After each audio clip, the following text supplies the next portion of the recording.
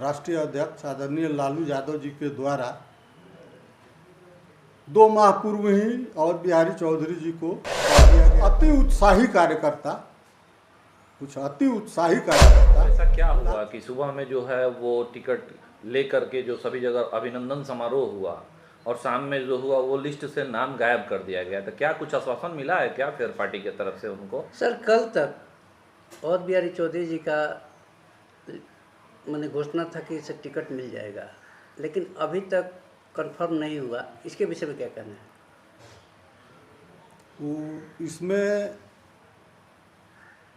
महागठबंधन के अंतर्गत राष्ट्रीय जनता दल के राष्ट्रीय अध्यक्ष आदरणीय लालू यादव जी के द्वारा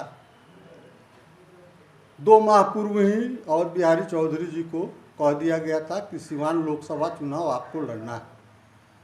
इधर विगत दिनों में उनको बुला के 10 नंबर आवास पे सिंबल से संबंधित जितने कागजात होते हैं, कागजात वगैरह जमा करा के राष्ट्रीय अध्यक्ष के द्वारा आदेश दिया गया कि आप जाइए और अपने लोकसभा क्षेत्र का भ्रमण कीजिए और अपने लोगों को हमारी नीतियों और कार्यक्रमों के बारे में बताइए, महागठबंधन के उद्देश्य को लोगों में बताइए और वोट मांगिए, चुनाव लड़िए। विपक्ष वाले लोग जो हैं वो कह रहे हैं कि जो लिफाफा दिखाया जा रहा है वो पहले का है।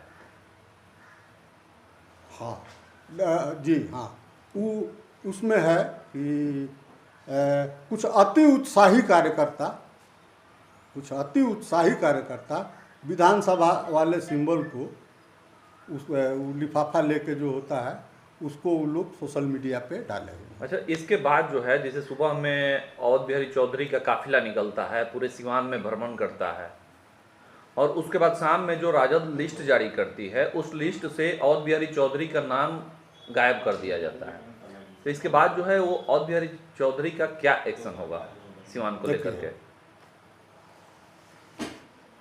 कुल 23 लोगों को ही लड़ाना था राष्ट्रीय जनता दल को अपने सिंबल से। उसमें 22 लोगों की सूची जारी हो गई। 12 बजे रात में हम लोगों को ये सूचना मिली कार्यकर्ताओं के द्वारा क्षेत्र भ्रमण के क्रम में। उस क्रम में हम लोगों का यही कहना है कि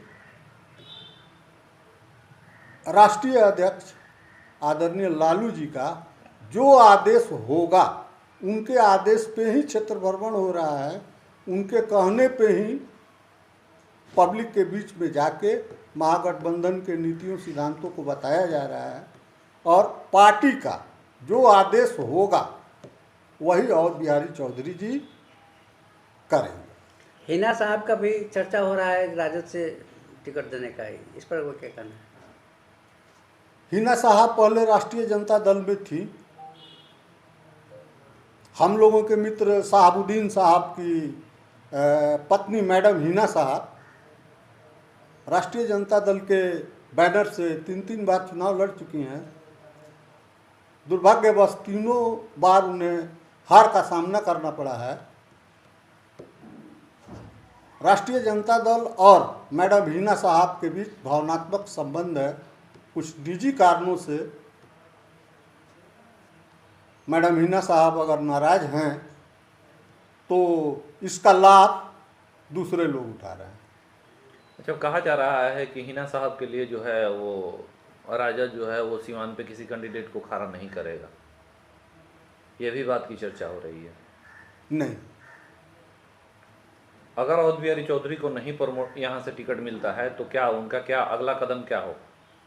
पार्टी का जो निर्देश होगा, मैं अवध बिहारी चौधरी के कार्यकर्ता के रूप में आप लोगों के सामने मैं बोल रहा हूँ, पार्टी का जो निर्देश होगा और हमारे आदरणीय राजनीतिक गुरु, हम लोगों के राजनीतिक गुरु अवध बिहारी चौधरी जी का कहना है कि पार्टी और संगठन से बड़ा कोई नहीं होता। और अवध बिहारी चौधरी जी राजनीति में इतने नए नहीं हैं कि बहुत ही उतावला होकर, उन्होंने बहुत राजनीति देखा है और राजनीति उनके रग रग में रहता है।